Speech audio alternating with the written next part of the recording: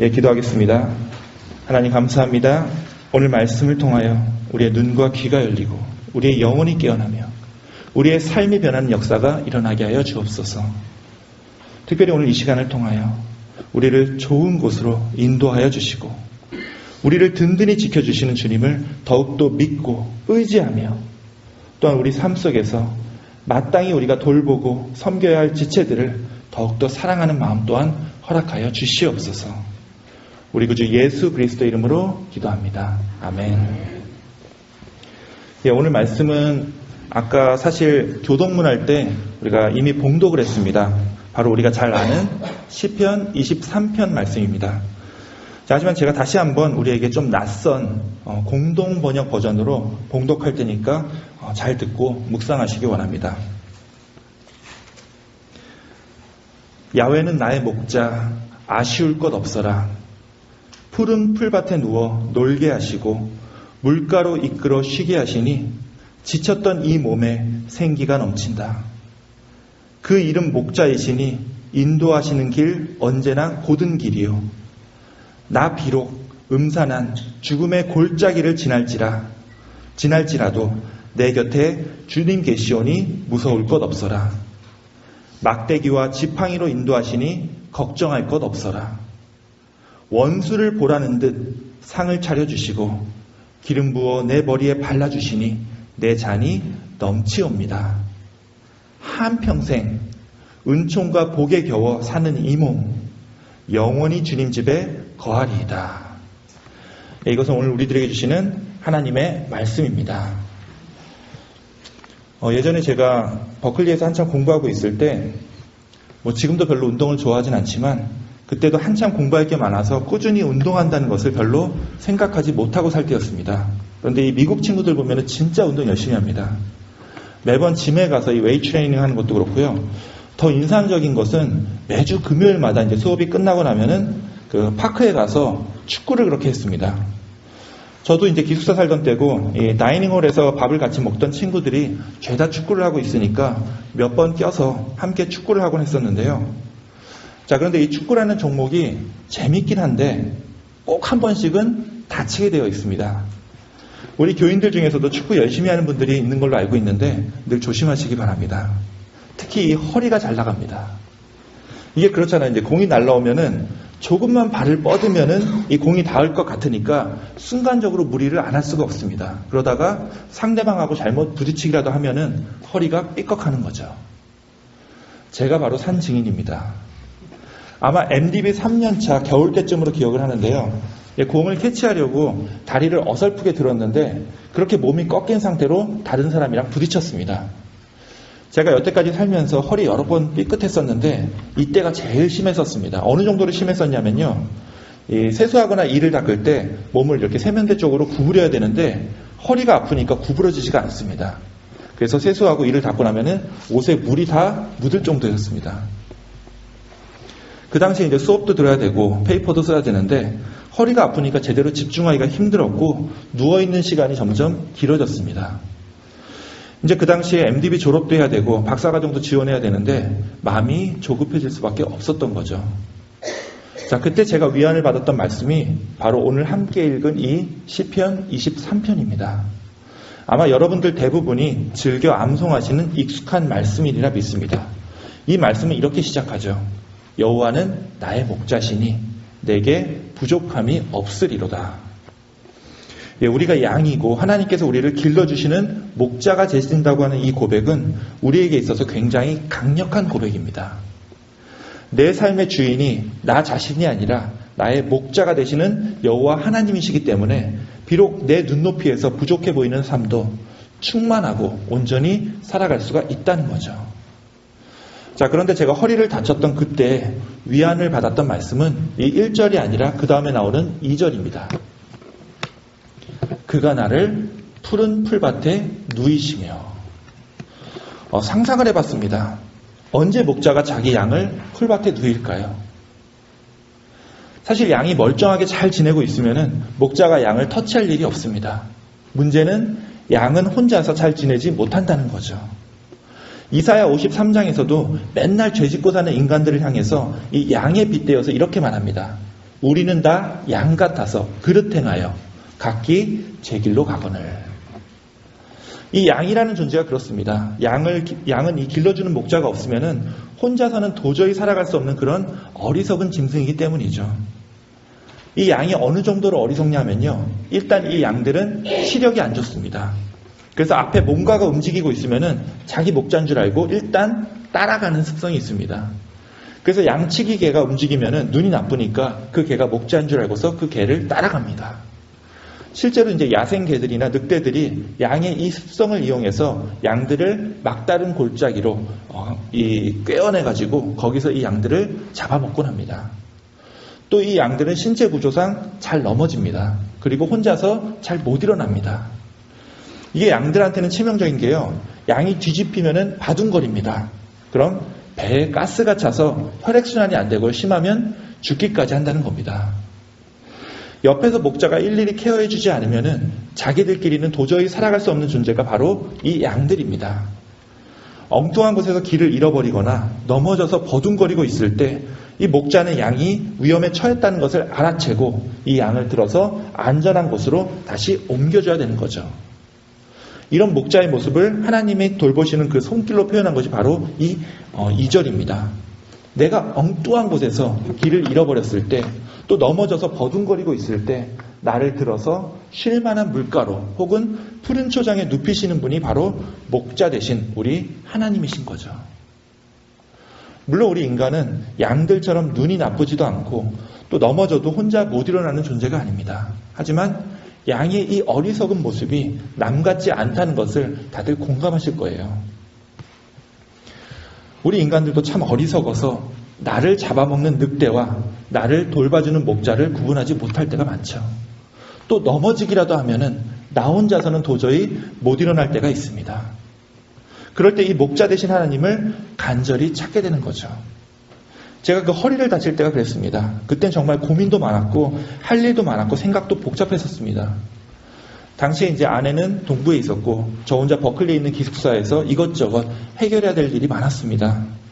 일단 이 신학대학원을 마치는 것도 보통 일이 아니었고요. 박사과정을 지원하는 것도 이게 굉장히 큰 일이었습니다. 또 박사를 지원하게 되면은 아내가 있는 동부 쪽으로 가야 되나 아님 그냥 여기 버클리에 남아있어야 되나 그것도 아니면은 제3의 학교로 지원을 해야 되나 아니면 차라리 아예 다 접고 한국으로 돌아가야 되나 이런 복잡한 상황에서 갑자기 허리를 다쳐버리게 된 겁니다. 할 일도 많아 죽겠는데 몸까지 못 움직이게 되니까 이게 진짜 사람의 마음이 피폐해지기 시작했습니다. 그런데 그때 이 시편 23편의 말씀이 떠올랐습니다. 목자 되신 하나님께서 나를 푸른 초장에 눕게 하신다는 거예요. 우리 인간은 눈이 나쁘지도 않고 넘어져도 혼자 일어날 수 있습니다. 그런데 그렇기 때문에 우리가 푸른 초장에 누워서 가만히 쉬고 있어야 할 때조차도 가만히 있지 못하고 계속 분주하게 이 세상 속에서 잘못된 길을 헤매고 다니는 거죠. 가만히 누워서 내 목자 되신 하나님의 음성을 조용히 기다리고 있어야 함에도 어떻게든 혼자 해결하려고 버둥거리고 울부짖다가 죄풀에 지쳐서 좌절하고 절망하는 어리석은 존재가 바로 우리 인간들이죠. 그때 저도 허리를 다쳐서 아무것도 못하고 누워있게 되었을 때 비로소 깨달은 것이 있습니다. 내가 가만히 누워서 하나님의 음성을 들어야 할 때인데 내 스스로는 도저히 눕질 않으니까 하나님께서 나를 이렇게 강제로 눕게 하신 것이 아닐까. 정말 놀라운 게요. 누워서 아무것도 안 하고 있으니까 오히려 많은 문제들이 저절로 해결됐습니다. 우리 목자 되신 하나님께서 저를 알아서 잘 인도해 주시는데 제가 그때 어떻게든 저 혼자 해보려고 헛된 고민과 소모적인 근심만 하고 있었던 거죠. 결과적으로 저는 여러분 앞에서 이렇게 말씀을 전하는 목회자가 되었습니다. 물론 그때 허리를 다쳐 누워 있었기 때문에 제가 목회의 길을 선택했다. 이렇게 단순하게 제 목회자로서의 콜링 과정을 얘기할 수는 없습니다. 그 이후에도 수많은 우여곡절이 있었기 때문이죠. 하지만 그때 제 방에서 이 침대에 누워가지고 하나님이 나의 목자가 되시고 나의 길을, 나의 인생길을 인도하시는 분이라는 것을 다시금 깨달으면서 저절로 제 삶이 이 목회 쪽으로 기울어진 것도 사실입니다. 이게 참 재밌는 게요. 제가 당시에 허리를 다쳐서 누워있게 되니까 여기저기서 도움의 손길이 왔습니다. 제가 당시에 이제 출석하고 있던 그 교회 분들한테 제가 허리를 다쳐서 이번 주일날 교회 나가기가 좀 곤란하게 됐습니다. 이렇게 얘기를 했더니 교인 중에 한 분이 흔쾌히 제 기숙사에까지 오셔서 라이드를 해주셨습니다. 그리고 제가 예배 전에 세팅하려고 몇 개 맡은 게 있었는데 교인들이 저한테 와서 가만히 앉아 있으라고 그렇게 하더니 저한테 뭘 옮겨야 되고 또 뭘 어떻게 해야 되느냐고 하나하나 물어보면서 제가 해야 될 일을 대신 다 해주시는 겁니다. 그리고 예배가 끝난 다음에 또 다른 남자 권사님께서 저한테 오셔가지고 저를 기숙사까지 라이드 해주시겠다고 저보고 차에 타라는 겁니다. 그래서 차에 탔더니 기숙사로 바로 안 가고 그 교인분 집으로 가더니 저보고 집으로 들어가라는 거예요. 그래서 들어갔더니 그 권사님께서 자기한테 그 허리 아플 때 바르는 좋은 약이 있다 그러시면서 저를 바닥에 엎드리게 하시고서 제 등에 약을 하나하나 발라주시고 정성껏 이 마사지까지 해주셨습니다. 그때 전 진짜 너무 황송하고 너무 죄송했습니다. 이게 한국 사회가 그렇잖아요. 저보다 훨씬 나이 많으신 분이 제가 아프다고 하니까 그렇게 정성스럽게 저를 섬겨주시는 모습에 제가 몸둘 바를 몰랐습니다. 그런데 그때 이런 생각이 들었습니다. 하나님께서 나의 목자가 되신다고 했는데 사실 하나님이 제 눈에 보이시는 분이 아니죠. 자, 그렇다면 보이지 않는 하나님이 나를 어떻게 돌보시고 나를 인도해 주실 수 있을까? 당시에 이제 제 마음속에 이런 고민이 있었습니다. 자, 그런데 그때 제가 깨달은 것은요. 어쩌면 그 보이지 않는 하나님께서 이렇게 내가 힘들 때마다 나에게 도움을 주신 이 고마운 분들을 통해서 이렇게 나를 돌봐주시고 나를 지켜주시는 게 아닐까 하는 겁니다.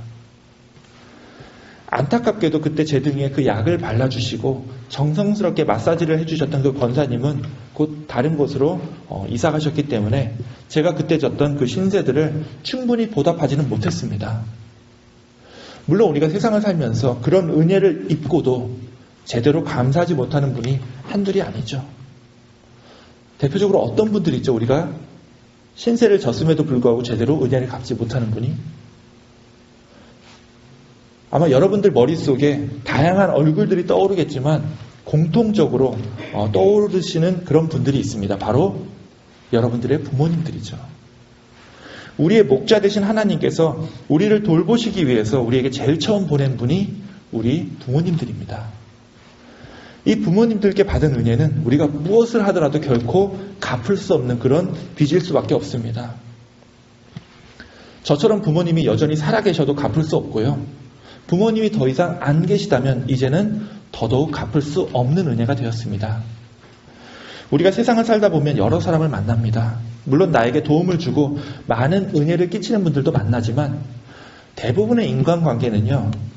정말 엉성하다고 해야 될까요? 아니면 좀 간사하다고 해야 될까요? 참 너무 얄팍한 그런 표면적인 관계가 대부분입니다.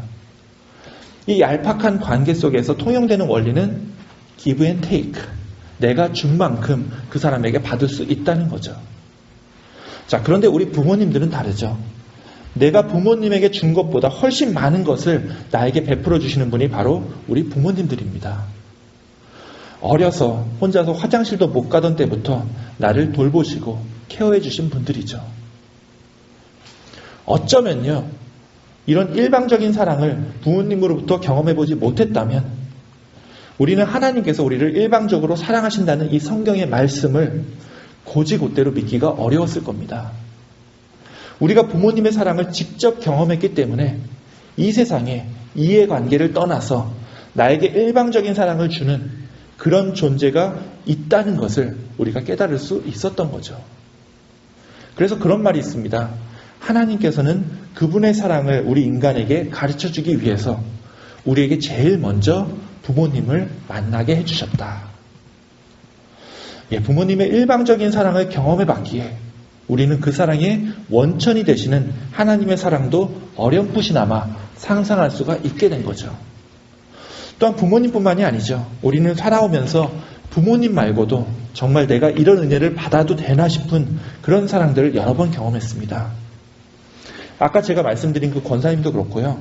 우리 이민자들이라면 정말 다 알 겁니다. 우리가 처음에 미국에 왔을 때 누군가가 라이드해줘서 한국 가게들 찾아갈 수 있었고요. 누군가가 도와줘서 집 구하는 거, 잡 구하는 거, 그리고 면허증 따는 거, 이거 다 가능했습니다. 자, 그런데 그 도와주신 분들에게 신세 졌던 거 솔직히 다 못 갖고 살았죠.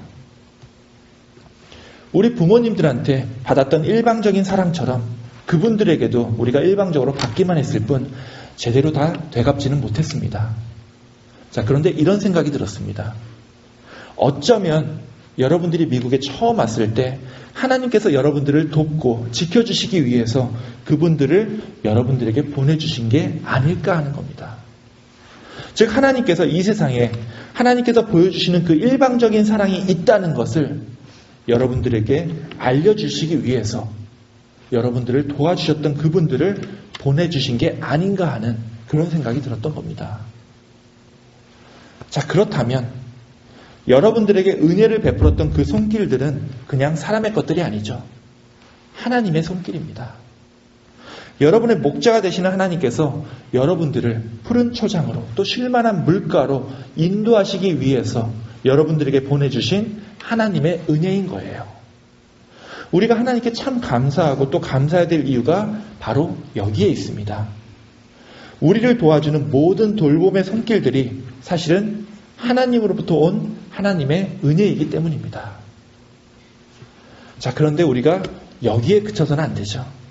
우리가 참 그리스도인이 되기 위해서는 여기서 한 걸음 더 나아가야 되는 단계가 있습니다. 바로 우리가 부모님으로부터 일방적인 사랑을 받았듯이 그 사랑을 우리의 자녀들에게도 보여줘야 된다는 겁니다. 내 자녀가 내가 맘대로 할 수 있는 내 소유물이 아니죠. 자녀가 돈 많이 벌어서 나에게 용돈을 많이 준다. 물론 자랑스럽고 참 뿌듯한 일입니다.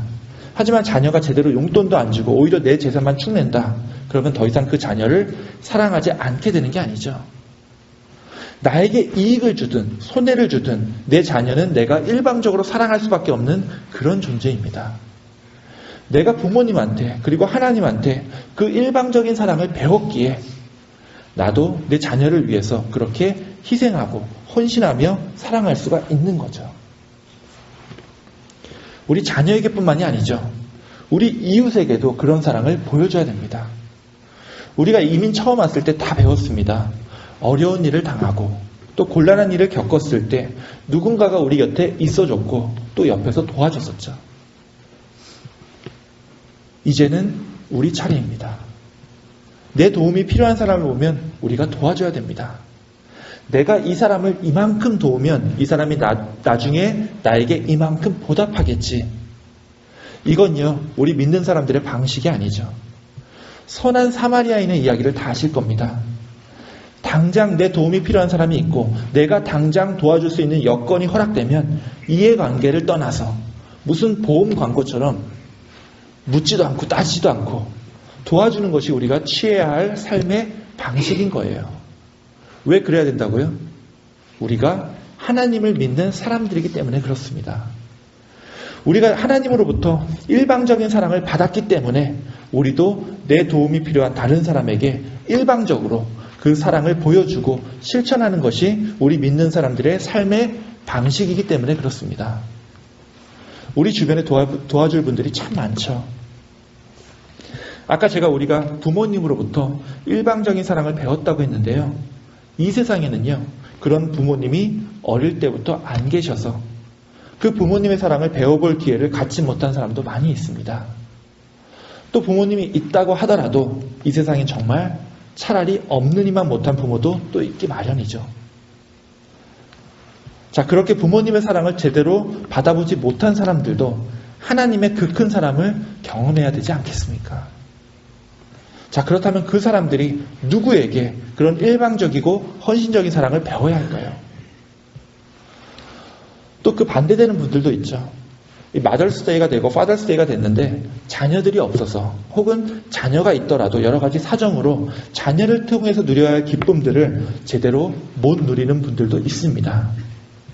그런 분들이 이 어버이날에도 소외되지 않도록 다른 누군가로부터 사랑을 받아야 이 세상이 더 풍요로워지고 아름다워지지 않겠습니까?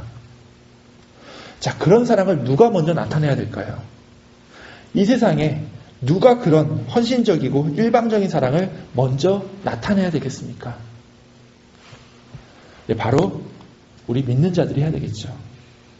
우리 믿는 자들이 목자 되신 하나님으로부터 그런 큰 사랑을 경험했기 때문에 이제는 우리가 주님의 이름으로 그 사랑을 나눠줘야 하는 겁니다.